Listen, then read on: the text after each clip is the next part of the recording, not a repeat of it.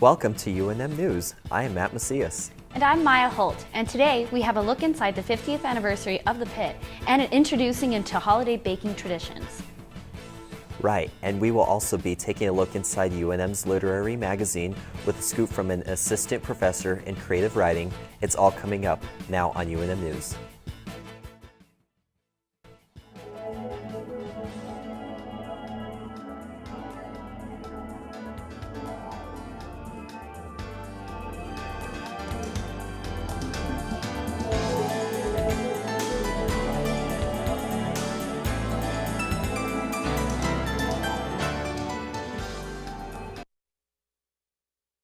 Amaris Ketchum, an assistant professor of creative writing at UNM, talks about the literary magazine. Jeremy Zielik has more information.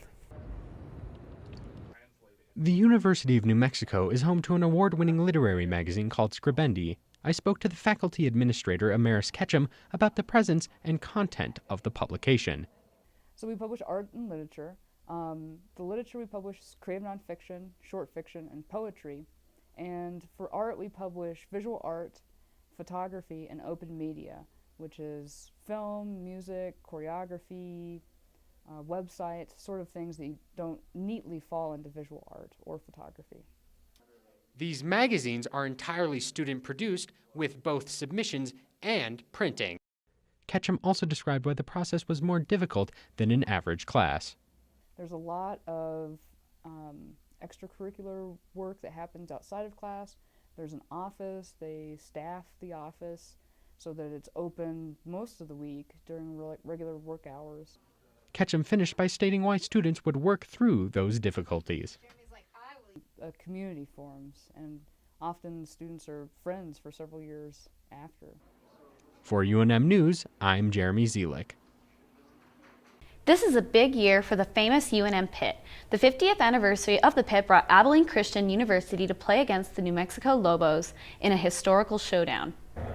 The Lobos packed the Pit with attendance over 11,000 cheering on the men's basketball team and cheered even louder when the Lobos won against Abilene 64-55. Homegrown businesses in Albuquerque are thriving this holiday season with their customized jewelry. Joshua Goodearth, owner of Goodearth Jewelry, explains his passion in homemade wired jewelry.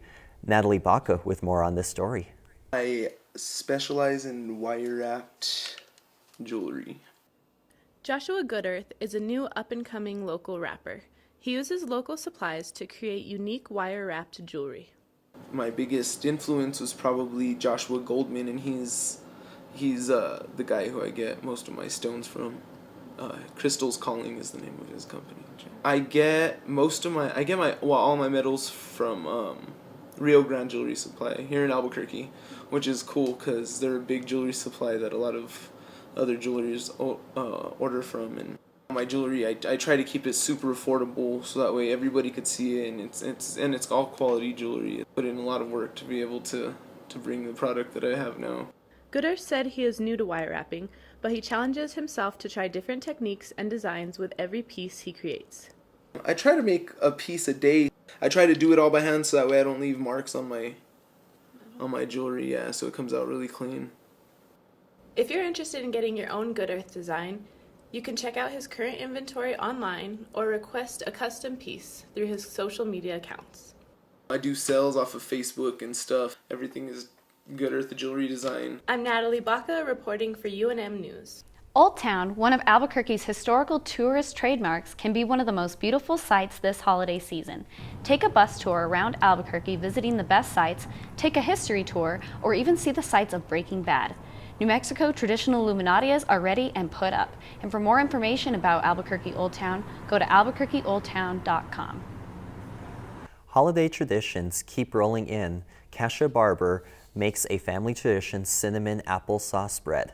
Catherine Whiting reports the process of this delicious holiday treat. Today I tune in with a college student who has figured out the recipe for making a perfect seasonal treat. I'm Kasha.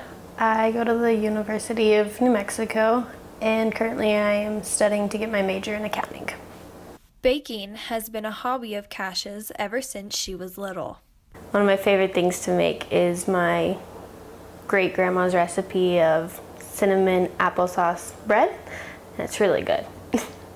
The recipe for cinnamon applesauce bread has now become a tradition. My great-grandma, she was the one who originally came up with it, and it's just been passed down through the holidays and through the generations. You know, it's a holiday thing that she always made. We have applesauce and cinnamon, and then we have some walnuts that we put in there, and so not everybody likes walnuts, but they're pretty good. And then we just mix flour and brown sugar and some eggs, and all comes together and makes this bread. So now it's kind of a thing, tradition, just to make it for the holidays and bring back that special memory type thing. With the holidays upon us, this is a recipe you'll definitely want to try. I'm Catherine Whiting reporting for UNM News. A lot of holiday traditions and annual celebrations going on this year. I know it makes me excited for the next couple of weeks. Thanks for joining us.